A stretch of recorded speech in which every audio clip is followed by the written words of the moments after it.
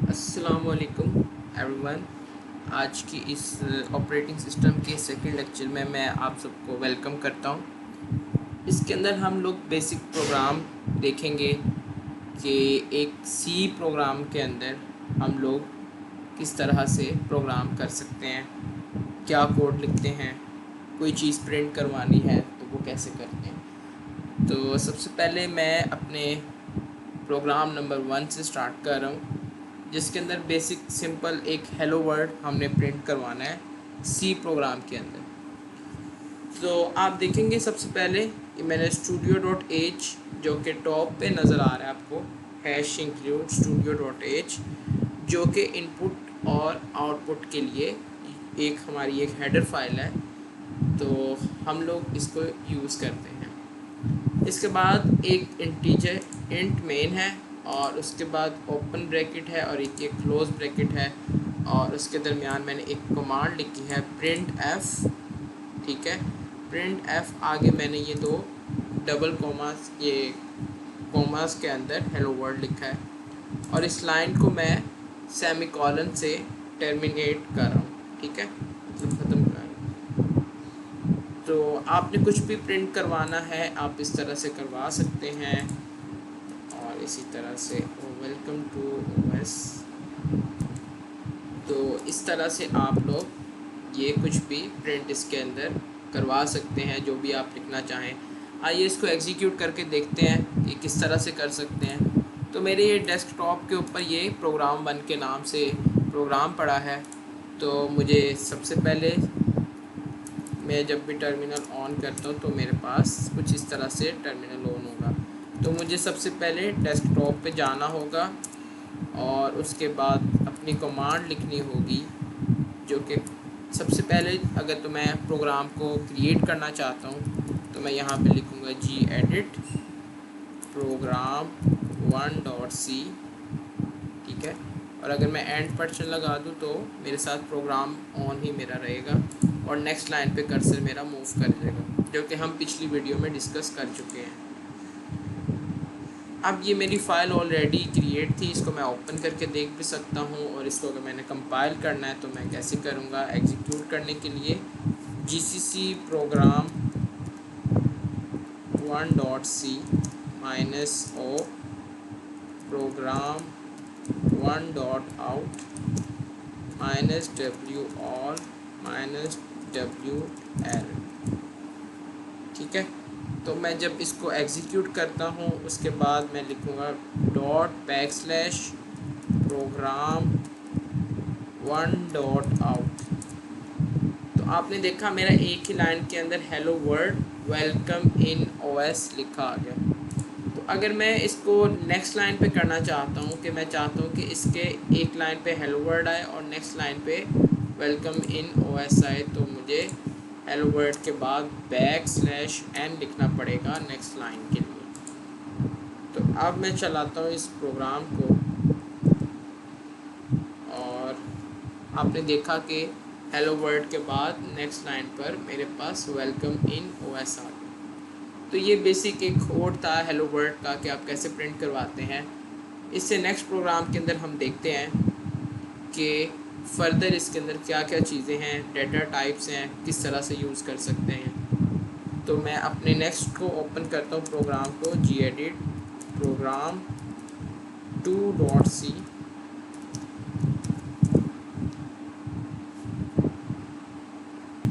अब मैंने एक प्रोग्राम 2 ओपन किया है, और इसके अंदर मैं देखता हूँ कि मैं एक प्रोग्राम के अंदर इनपुट कैसे दे सकता हूँ और वो आउटपुट कैसे जनरेट कर सकता है। तो आप देखेंगे कि मैंने एक इंटीजर टाइप का वेरिएबल बनाया है। सबसे पहले तो पता होना चाहिए कि इंटीजर क्या है और ये ए क्या है। इंटीजर बेसिकली इसके अंदर डेटा टाइप है, इसकी और भी डिफरेंट डेटा टाइप्स हैं, जैसा कि आपके सामने स्क्रीन पर नज़र आ रही हैं। इंटीजर है, करैक्टर है, फ्लोट, डबल, और इसके साथ इसके डिफरेंट साइज़ बताए हैं। यूजुअली जो इसका साइज़ है वो 4 बाइट्स का होता है, और एटलीस्ट 2 बाइट्स है। डिपेंड ऑन द आर्किटेक्चर पे ये डिपेंड करता है सिस्टम के। और इसके साथ उसने कुछ फॉर्मेट स्पेसिफायर्स बताए हैं, %d डेसिमल्स है, करेक्टर है, फ्लोटिंग के लिए बताया है, डबल के लिए बताया है, और ये सारे के सारे उसने फॉर्मेट स्पेसिफायर्स बताए गए और साथ में उसका साइज़ बताया गया, जिसके अंदर आप अपना कोई डाटा वगैरह रखवा सकते हैं, कोई नंबर रखवा सकते हैं, कोई करेक्टर रखवा सकते हैं, कोई आपकी फ्लोटिंग वैल्यू है वो रखवा सकते हैं।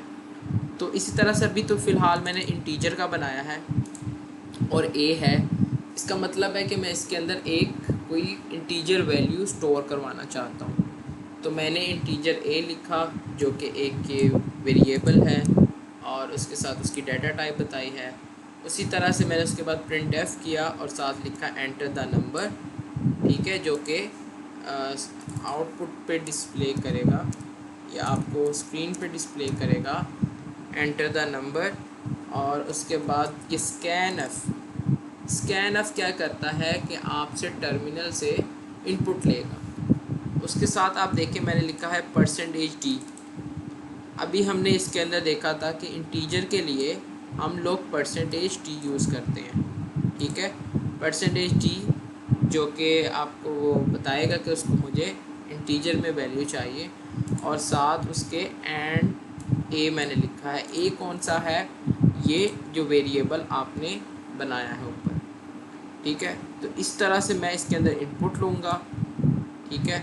और इसी जो भी इनपुट आई है इसको मैंने अगर शो करवाना है तो मुझे दोबारा से लिखना पड़ेगा print F number is %d mod d, ठीक है। और साथ मैंने \n जो कि नेक्स्ट लाइन पे आपको बताया था अभी कि वो शो करवाएगा, कोमा ए लिखा है। जो भी नंबर इसके अंदर स्टोर होगा वो आपको यहाँ पे आउटपुट में देगा। तो आइए इस प्रोग्राम को चला के देखते हैं कि ये कैसे चलता है। तो मैंने एक कमांड लिखी इस प्रोग्राम को चलाने के लिए, इसी तरह से जिस तरह से प्रोग्राम 1 को चलाया था। मैंने एंटर प्रेस किया।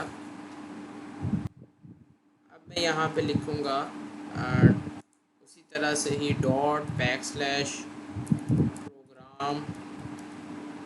.program2.out एंटर द नंबर, और उसके बाद उसने ब्लिंक करना शुरू कर दिया है, ठीक है।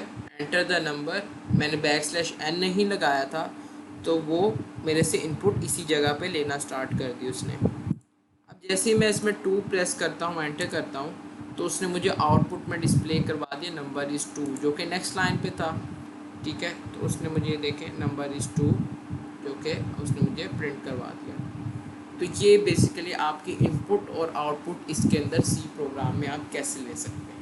अब इसके फर्दर चलते हैं नेक्स्ट स्टेप पे। अब हम इसके अंदर बात करेंगे लूप की।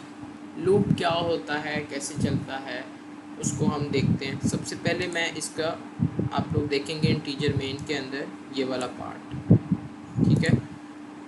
फॉर का एक सेंटेक्स है, फॉर आगे राउंड ब्रैकेट्स हैं जिसके अंदर मैंने लिखा है and i is equal to 0, i is less than 10, i plus plus. ये क्या करता है, ये 0 से स्टार्ट होके, ठीक है, और लेस दैन 10 तक चल रहा है। तो अब देखते हैं इसने अपने अंदर प्रिंट एफ किया हुआ है आइट्रेशन सिंगल लूप, ठीक है। तो ये इस लाइन को 10 दफ़ा प्रिंट करवाएगा, ठीक है। इसी तरह इसके अंदर एक चीज़ होती है नेस्टेड लूप, लूप के अंदर एक और लूप, ठीक है। पहले हम इस सिंगल लूप को भी देख लेते हैं, चला के देख लेते हैं, उसके बाद हम फर्दर इसकी बात करेंगे। तो मैं अपना प्रोग्राम को चला के देखता हूँ। अभी मैं इसकी आउटपुट को ना देखें, आप देखें ये उसने मुझे आइट्रेशन सिंगल लूप की 10 दफ़ा 0 से लेकर 9 तक उसने मुझे प्रिंट करवा दिया, क्योंकि लेस दैन 10 था और स्टार्ट 0 से हो रहा था, तो उसने मुझे 10 दफ़ा एक ही आउटपुट प्रिंट करवा दी। तो ये अभी हम एक सिंगल लूप की बात कर रहे हैं, ठीक है। अब हम चलते हैं उसकी नेस्टेड लूप की तरफ जो कि यहाँ से स्टार्ट हो रहा है, ठीक है। नेस्टेड लूप के अंदर क्या होता है, एक लूप के अंदर अगर दूसरा लूप आ जाए तो क्या होगा। अब ये देखें for int i is equal to zero, i less than 5, i plus plus, ये तो चलेगा, आपको पता है कि 5 दफ़ा चलेगा, ठीक है। और इसके अंदर एक और लूप है, इसकी ये वाली आउटर ब्रेक, ये वाली ब्रैकेट और यहाँ तक ये जा रही है, ठीक है। और उसके अंदर ही एक और लूप लगाया गया। अब ये आउटर लूप है, ये इनर लूप है, ठीक है। इसकी वर्किंग कैसे होती है वो देखते हैं। Integer i is equal to zero, i less than 5, i plus plus, ये 5 दफ़ा चलता है और ये भी आगे इसके फर्दर 5 टाइम्स चलेगा। अब इसकी आइट्रेशंस को देखते हैं। सबसे पहले ये लूप चलेगा, उसने एक दफ़ा चलाया, लाइन बाय लाइन चलते हैं। इसको उसने 5 दफ़ा चलाया, ठीक है। वापस फिर जाएगा, इसको सेकंड टर्न पे चलाया। इस सबसे पहले तो आई इज इक्वल टू ज़ीरो है, आई less than 5, i plus plus, आई में उसने इंक्रीमेंट कर दिया, आई हो गया यहाँ पे 1 हो जाएगा। उसके बाद ये इस लूप की बारी आएगी जो कि J is equal to zero, J less than 5, J plus plus, ये चलेगा, ये प्रिंट करवाएगा, ठीक है, कि आउटर लूप ज़ीरो आएगा और इनर लूप यहाँ पर भी ज़ीरो आएगा। फिर इस ब्रैकेट से वापस इस पे आ जाएगा, फिर इसको 1 टाइम चलाएगा, फिर इसमें इंक्रीमेंट करेगा 2 टाइम, फिर 3 टाइम, फिर 4 टाइम, फिर 5, ठीक है। अब जैसे ही वो मतलब 0 से लेके 4 तक चलेगा, ये चल के जैसे ये लूप ख़त्म होगा दोबारा से इस ब्रैकेट पे आएगा और वापस इधर आ जाएगा, इस लूप के आउटर लूप में चला जाएगा। अब आई इज इक्वल टू पहले 1 हो गया था, अब ये 1 की टर्न है, ये चलेगा, फिर ये 5 टाइम चलेगा, ठीक है, और फिर ये वापस आउटर लूप पे आ जाएगा। तो इसी तरह से ये बेसिकली 25 टाइम्स चलेगा, आउटर लूप भी 5 दफ़ा, ठीक है। और पहले आउटर लूप चलेगा, फिर ये 5 दफ़ा चलेगा, फिर सेकंड टर्न आएगी इसकी, फिर 5 टाइम चलेगा, फिर थर्ड टाइम इसकी आइट्रेशन आएगी और फिर ये 5 टाइम चलेगा। तो इसी तरह से ये मल्टीपल टाइम चलेगा। तो इसकी आउटपुट देखते हैं, हमें मज़ीद क्लियर हो जाएगा ये कैसे वर्क करता है। तो हम इसकी अगर आउटपुट को देखें तो यहाँ से स्टार्ट होता है, outer loop zero, inner loop zero, ठीक है, ठीक है। ये देखिए मैंने ये आउटपुट दी थी ना इसके अंदर, नेचुरल लूप के अंदर, ठीक है। तो ये वाली जो लाइन है जो कि आउटर लूप और इनर लूप का बता रही है, तो आप देखेंगे कि outer loop zero, inner loop zero. इसी तरह से पहले ये जो आउटर लूप है इसका 0 0 ही आ रहा है क्योंकि, और इसी तरह से इनर लूप पहले 5 दफ़ा चलेगा 0 से लेके 4 तक, ठीक है। ये अभी इनर लूप चला 5 दफ़ा, आउटर लूप अभी वहीं सेम एक ही दफ़ा, उसकी हर दफ़ा प्रिंटिंग हो रही है। उसके बाद उसके बाद आउटर लूप की सेकंड आइट्रेशन है और इसी तरह से इनर लूप भी 5 दफ़ा चलेगा और सेकंड लूप साथ एक ही दफ़ा आ रहा है। इसी तरह से चलते जाएंगे और हम लोग, ठीक है, टोटल ये 25 टाइम्स चलेगा, ठीक है। अभी इसकी वर्किंग मैंने आपको बता दी। अब हम नेक्स्ट चलते हैं, इसके अंदर एक वाइल लूप होता है। वाइल लूप कैसे वर्किंग करता है, integer number is equal to 5, मैंने एक वेरिएबल बना लिया जिसके अंदर मैंने 5 स्टोर करवाया है और एक integer number is equal to 0 है, और उसके बाद मैंने एक सिंपल वाइल लूप लगाया है, while number is not equal to 0, ठीक है। इसी तरह से इसके अंदर डिफरेंट चीज़ें होती हैं, आप नॉट इक्वल के साथ greater than, less than, equal to, greater than equal to, less than equal to, ठीक है। तो ये सारे साइन भी यूज़ कर सकते हैं। तो अब हम चलते हैं, इसको देखते हैं ये किस तरह से वर्किंग करता है। ये मैंने एक नंबर 0 से इनिशियलाइज़ किया गया है, ये नंबर हर दफ़ा इसमें एक प्लस करता जा रहा है, ठीक है। 0 में 1, फिर 2, फिर 3, फिर 4, फिर 5, ये इंक्रीमेंट होता जा रहा है। वाइल का मतलब है जब तक number 5 is not equal to 5, जब तक 5 के इक्वल नहीं हो जाता तब तक ये लूप चलता रहे, तब तक ये प्रिंट करवाता रहे। तो आपने इसकी वर्किंग देखी 1 2 3 4 5, जैसे ही वो 5 हुआ वो टर्मिनेट कर गया। इसी तरह से एक हम स्टैटिक अरे की बात करते हैं। एक सिंपल अरे इनिशलाइज करनी है इंटीजर के साथ। तो एक अरे के अंदर मैंने एक अरे इस तरह से बनाते हैं। अरे का नाम होता है, आगे उसका इस ब्रैकेट्स के अंदर स्क्वायर ब्रैकेट्स में उसका साइज़ बताया गया। अभी मैंने इसका 5 साइज़ रखा है और इज़ इक्वल टू आगे कर्ली ब्रैकेट में इसका डिफरेंट इंडेक्स बताएं। ये 0 इंडेक्स पे पड़ी है वैल्यू, ये 1 इंडेक्स पे पड़ी है, ये 2nd इंडेक्स पे पड़ी है। ठीक है, तो ये मैंने एक अरे बनाई है और इसी तरह से इसके फर्दर इंडेक्स पे भी वैल्यू मैं दे सकता हूँ 1 2 3। ठीक है, और उसके बाद मैंने सिंपल एक लूप लगाया है और एक लूप के अंदर आपको %d, क्योंकि इंटीजर यूज़ हो रहा है, मैंने इसको प्रिंट करवाना है इस अरे के नंबर्स को। तो मैं simple print %d n use होता है नेक्स्ट लाइन के लिए, और अरे के साइज़ की जगह यहाँ पे आई कर देंगे। आई का क्या मतलब है, पहले टाइम लूप चलेगा, यहाँ पे 0 आएगा आई की जगह पे। 0th इंडेक्स पे 10 पड़ा है वो प्रिंट करवा देगा। नेक्स्ट पे 1 आएगा, 1 पे आपके 1 पड़ा है वो प्रिंट करवा देगा। 2 प्रिंट करवा देगा, 3 प्रिंट करवा देगा।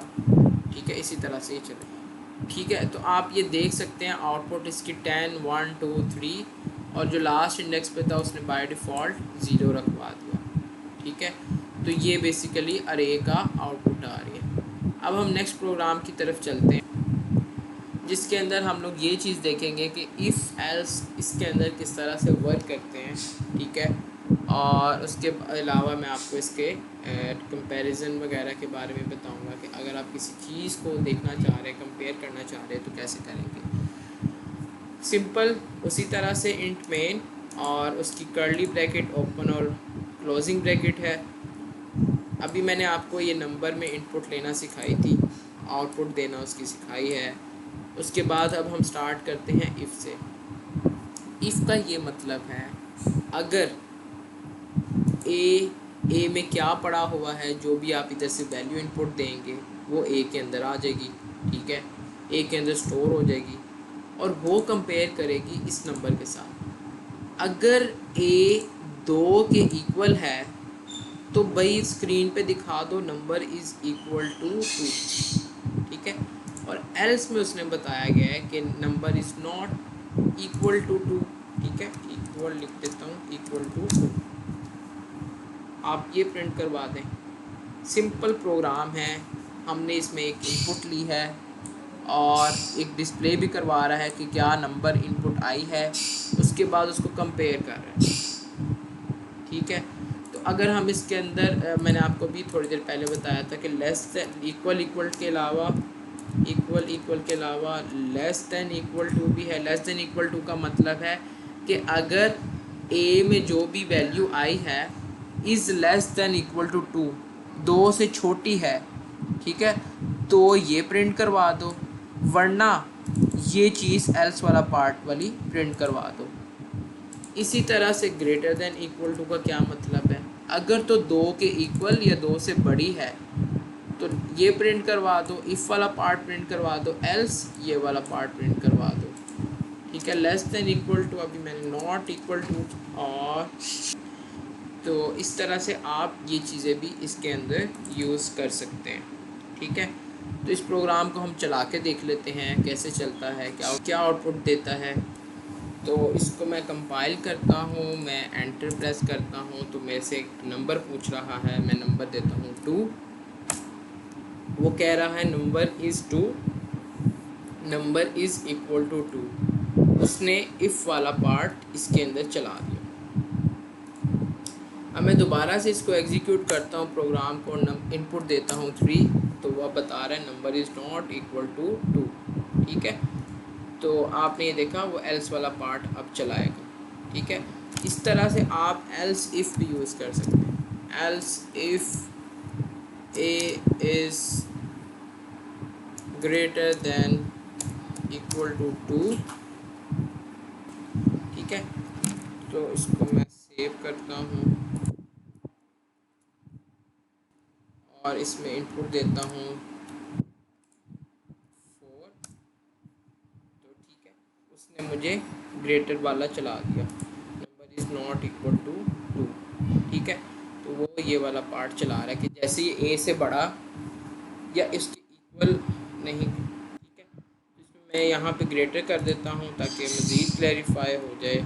इसको मैं एग्जीक्यूट करता हूँ और जैसे ही मैंने फॉर किया तो उसने मुझे एल्स वाला पार्ट, एल्स इफ वाला पार्ट चेक करके बता दिया, ठीक है। तो अब हम चलते हैं नेक्स्ट प्रोग्राम की तरफ। इसके अंदर हम देखते हैं कि एक फंक्शन किस तरह से बनाया जा सकता है और फंक्शन को हम किस तरह से यूज़ करते हैं, क्या चीज़ होती है वो देखते हैं। लेट्स से आपने कोई एक फंक्शन बनाया है, किसी भी चीज़ का फंक्शन बन सकता है जिसके अंदर कोई ना कोई ऑपरेशन परफॉर्म हो रहा है, तो उसको आप मल्टीपल टाइम यूज़ करते हैं प्रोग्राम के अंदर, तो इसलिए हमें फंक्शन की ज़रूरत पड़ती है। लाइक अभी तो मैंने ये फंक्शन ऑफ 2 का बनाया है जो कि मैंने अभी पिछली वीडियो में देखा है। इसकी जगह पे ऐड का कोई फंक्शन आ सकता है, कोई अरिथमेटिक ऑपरेशन का कोई भी फंक्शन आ सकता है। उसमें आपको मल्टीपल टाइम जो है कोड करने की बजाय आप एक चीज़ का फंक्शन बना लें और उसको आप कॉल कर सकते हैं। अभी फ़िलहाल हम देखते हैं फंक्शन को क्रिएट कैसे करते हैं, ठीक है। ये जो फंक्शन है मैंने अभी फंक्शन क्रिएट किया है, ये वाला देखें।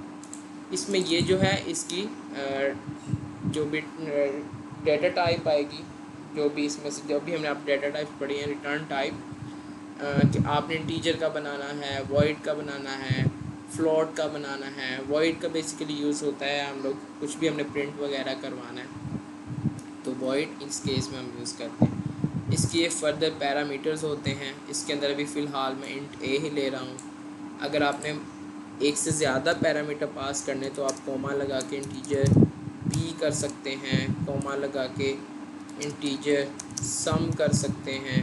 तो इस तरह से आप इसके अंदर डिफरेंट मज़ीद इसके पैरामीटर ज़्यादा भी कर सकते हैं, कम भी कर सकते हैं और सिंपल ऐसे फंक्शन भी बना सकते हैं अगर आपने कोई पैरामीटर अंदर पास नहीं करना। इसी तरह से डिफरेंट पॉइंटर्स भी पास कर सकते हैं और काफ़ी चीज़ें हैं जो कि आप आगे पढ़ेंगे। तो अभी फ़िलहाल मैंने कहा एक प्रिंट एफ का फंक्शन बनाया जो कि कह रहा है वेलकम इन फंक्शन, ठीक है। उसके बाद सेम वही कोड, ठीक है। ए इसके अंदर आ रहा है, इस जगह पे आ रहा है, कहाँ से आ रहा है अभी वो भी हम देखते हैं, ठीक है। If a double equal to 2, वहीं उसी तरह से number is equal to 2, otherwise else वाला पार्ट चला दें। मैंने अभी इस चीज़ का फंक्शन बनाया जी फंक्शन ऑफ 2 के नाम से, ठीक है। ये फंक्शन का नेम होता है। इस यहाँ पे आप अपनी मर्ज़ी से कोई भी नाम दे सकते हैं। यहाँ पे आप सम लिख सकते हैं, सबट्रैक्ट लिख सकते हैं, जिस चीज़ का फंक्शन बना रहे हैं आप उसका नाम दे सकते हैं। और मेन के अंदर हम देखते हैं एक मैंने वेरिएबल बनाया है इंट ए के नाम से, जिसके अंदर मैं इनपुट ले रहा हूँ। इनपुट लेने के बाद बता रहा हूँ जिस तरह से अभी हमने पहले भी करते आ रहे हैं कि प्रिंट करवा दो यार कि जो भी इनपुट आई है। और ये जो इनपुट है ना ए इंटीजर टाइप की, वो मैंने इस फंक्शन का नाम लिखा फंक्शन ऑफ 2 जो कि ऊपर हम आपने भी देखा ये, और उसके साथ उसकी ब्रैकेट्स में मैंने सिंपल इसका ये वेरिएबल पास कर दिया जो कि मैंने इसमें इनपुट ले रहा हूँ। जो भी मैं इनपुट ले रहा हूँ, ठीक है, टर्मिनल पे, वो मैंने यहाँ पे पास कर दी और इस फंक्शन के अंदर आके उसको मैंने चेक कर लिया। अब इस प्रोग्राम को हम एक दफ़ा चला के देख लेते हैं कि क्या ये चलता है, ठीक चल रहा है, क्या हिसाब है वो देखते हैं। मैंने इस प्रोग्राम को एग्जीक्यूट किया, कंपाइल किया और अब हम देखते हैं नंबर 2 एंटर करके उसने कहा welcome in function number is equal to 2, ठीक है। उसने यहाँ पे इनपुट ली सबसे पहले, उसके बाद उसने प्रिंट करवाया नंबर इज़ 2, उसके बाद उसने ये वैल्यू ए जिसके अंदर हमारा नंबर आया था उसको पास कर दी फंक्शन को। वो फंक्शन में आया, उसने हमें प्रिंट करवाया वेलकम इन फंक्शन, ठीक है। ये देखिए वेलकम इन फंक्शन। और उसके बाद उसने बताया चेक किया ए इज़ इक्वल टू 2 था और उसने साथ ही नंबर इज़ इक्वल टू 2 आपको बता दिया। तो ये हमारा प्रोग्राम नंबर 4 हो गया।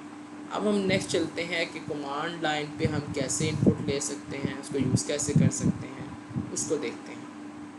तो इस वीडियो के अंदर इस प्रोग्राम के अंदर आप देखेंगे कि हम लोग कमांड लाइन इनपुट कैसे देते हैं, कमांड लाइन इनपुट होती क्या है उसको भी देखते हैं। अच्छा, अभी ये देखें मेरे पास इंट मेन के अंदर ये मैंने एक इंटीजर के साथ लिखा है आर्गुमेंट सी, और आगे मैंने character pointer pointer argument v लिखा है। ठीक है, इसके साथ मैंने एक stdlib की एक हेडर फाइल भी इंक्लूड की है। तो अब कमांड लाइन इनपुट को हम लोग पहले देख लेते हैं होते कैसे, इसको पहले चलाते हैं फिर फर्दर इसकी डिटेल में आएंगे।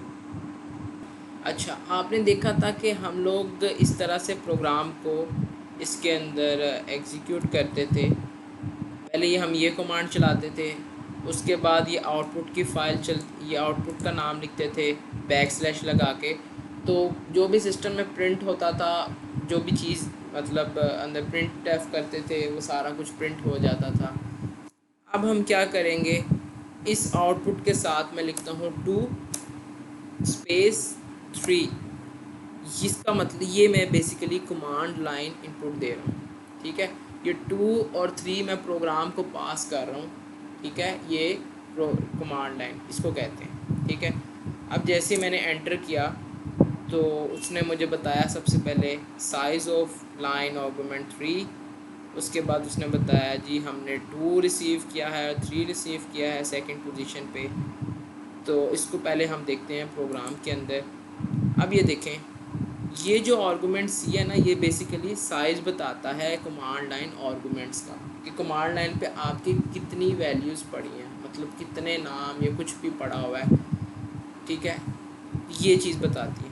इसके अंदर वैल्यू रिसीव होती है जो कि 2 3 आपने देखा जो कि मैंने पास किया टर्मिनल के ऊपर, वो इस चीज़ के अंदर आता है आर्गुमेंट वी के अंदर। ठीक है, उसके बाद इसने बताया जी size of the command line. आगे मैंने उसी तरह से %d लगाया, जो कि आपको मैंने स्टार्ट में बताया था, जब भी इंटीजर आएगा आपने %d यूज़ करना है। उसके साथ आर्गुमेंट सी लिख दिया जो कि इसका साइज़ बता रहा है। आगे मैंने क्या किया, आगे मैंने लिखा printf command line first position argument v. आगे मैंने ये ब्रैकेट में 1 लिख दिया। ठीक है, फर्स्ट पोजीशन पे मेरा 2 पड़ा था। ठीक है, और सेकंड पोजीशन पे मेरे 3 पड़ा था। अब आप लोगों को ये भी ख्याल आ रहा होगा कि अरे में या इस तरह से जो भी हमने पहले पढ़ा है वो तो ज़ीरो से स्टार्ट होती थी। ज़ीरोथ इंडेक्स पे आपको बताऊं, मेरे पास प्रोग्राम 5 का ये नाम पड़ा होगा। ठीक है, फर्स्ट इंडेक्स पे ये, सेकंड इंडेक्स पे ये। ठीक है, डबल पॉइंटर है ना, तो इस तरह से इसके फर्स्ट इंडेक्स के आगे ये पड़ा है, सेकंड इंडेक्स के आगे ये पड़ा है, फर्स्ट इंडेक्स पे आपके ये पड़ा है, सेकंड इंडेक्स पे आपके 3 पड़ा है, और ज़ीरोथ इंडेक्स पे प्रोग्राम 5.out पड़ा हुआ है। ठीक है, तो ये बेसिकली इसलिए मैंने 1 और 2 को दिखाया। अब इसके अंदर एक फंक्शन होता है a to i का फंक्शन, ASCII टू इंटीजर इसका मतलब है। ये क्या करता है, मेरे पास कैरेक्टर के पॉइंटर्स में जो भी कमांड लाइन वैल्यू आ रही है उसको मैंने इंटीजर में कन्वर्ट करना है। ठीक है, तो मैं ये फंक्शन a to i का फंक्शन यूज़ करूँगा। आगे इसी तरह से मैंने उसका बताया जी फर्स्ट इंडेक्स पे पड़ा है, सेकंड इंडेक्स पे पड़ा है, और साथ फंक्शन क्या कर रहा है, इसको कैरेक्टर से इंटीजर में कन्वर्ट कर रहा है, आस्की से इंटीजर में कन्वर्ट कर देगा। इसको भी फर्स्ट इंडेक्स वाले को भी आस्की से इंटीजर में, इन दोनों को ऐड करेगा और इंटीजर सम के अंदर ही आपको सेव करवा देगा। और मैंने एंड पे लिखा हुआ है प्रिंट एफ %d सम, तो आप देखेंगे लास्ट पे उसने मेरे पास 5 प्रिंट कर दिया। ठीक है, यहाँ पे मैं बैकस्लैश n लगा दूंगा तो वो नेक्स्ट लाइन पे आपको प्रिंट करवा देगा। तो बेसिकली आज के लिए इस वीडियो में इतना ही। मिलते हैं इंशाल्लाह नेक्स्ट वीडियो में एक नए टॉपिक के साथ। फॉग का टॉपिक है। ठीक है, अब तक के लिए मुझे इजाज़त दें। अल्लाह हाफ़िज़।